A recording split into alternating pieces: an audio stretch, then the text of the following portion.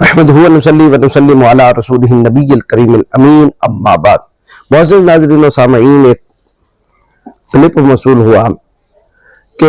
اہل سنت کے 12 ائمہ کے نام بتائے جائیں۔ اہل سنت کے 12 امام کون ہیں؟ ہم شیعوں کے تو 12 امام حضرت مولا علی شیر خدا کرم اللہ وجہہ الکریم سے لے کر حضرت سیدنا امام مہدی تک ہیں،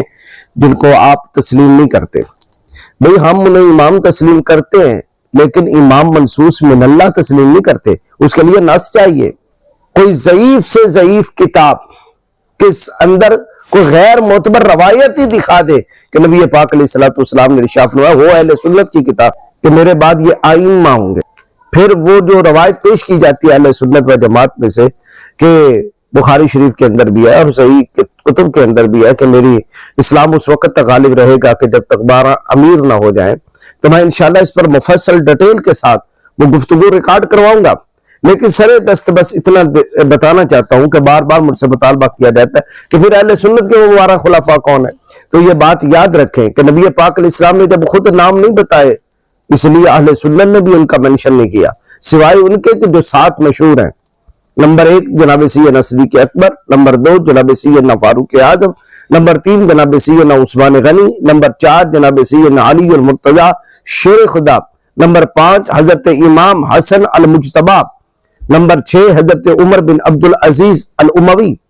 نمبر 7 حضرت سیدنا امام محمد بن عبداللہ الحسنی والحسینی المہدی۔ وہ ابھی آئیں گے۔ یہ 7 تو وہ ہیں کہ جن پر پوری اہل سنت کا اتفاق ہے۔ رہے 5 وہ کون سے ہیں، تو وہ قیامت تک وہ بھی 5 آ جائیں گے۔ باقی علماء کا اختلاف ہے، یہ ہو سکتے ہیں، یہ ہو سکتے ہیں، یہ ہو سکتے ہیں۔ یہ اسی طرح ہی ہے جیسے حضور نے نام نہیں بتائے کہ کون کون ہوں گے، تو اہل سنت و جماعت نے اپنے طرف سے اس بات کو عام رکھا کہ جس کے اندر بھی خلافت راشدہ کی نشانیاں پائی جائیں گی ہم اسے خلیفہ کہہ دیں گے، جس کے اندر امارت اسلامیہ کی صحیح نشانی پائی جائیں گی ہم اسے امیر اسلامی کہہ دیں گے۔ جس طرح آقا کریم علیہ الصلوۃ والسلام کا ایک فرمان ہے، ان اللہ یبعث لہذہ الامۃ علی راس کل 100 سنۃ من یجدد لها دینہا، فرمایا بے شک اللہ رب العالمین اس امت میں ہر صدی کے سر پر ایسے لوگوں کو پیدا کرے گا جو اس کے لیے اس کے دین کی تجدید کریں گے، یعنی وہ مجدد ہوں گے۔ ہر 100 سال کے بعد امت کے اندر ایک مجدد آئے گا، لیکن نبی پاک علیہ الصلوۃ والسلام نے نام بنام تو نہیں بتایا کہ پہلی صدی کے مجدد کا یہ نام ہے، دوسری صدی کے مجدد کا یہ نام ہے، تیسری صدی کے مجدد کا یہ نام ہے۔ الغرض قیامت تک جتنے مجدد آئیں گے سن لیں ان کے یہ نام ہوں گے اور یہ علاقوں کے ہوں گے۔ جس طرح آقا کریم علیہ السلام نے مجددین کے نام نہیں بتائے، لیکن ہر 100 سال کے بعد ہم ایسے اشخاص کو دیکھتے ہیں جنہوں نے اٹھنے والے ہر فتنے کا کما حق و جواب دیا، انہیں کچلا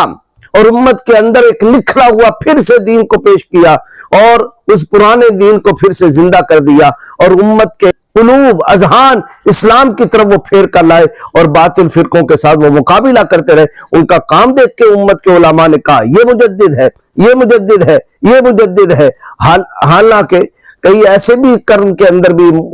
علماء گزرے کہ جنہوں نے ایک صدی کے اندر 3 4 لوگوں کو مجدد کہا کہ ان کے اندر تجدید کی نشانی پائی جاتی ہے،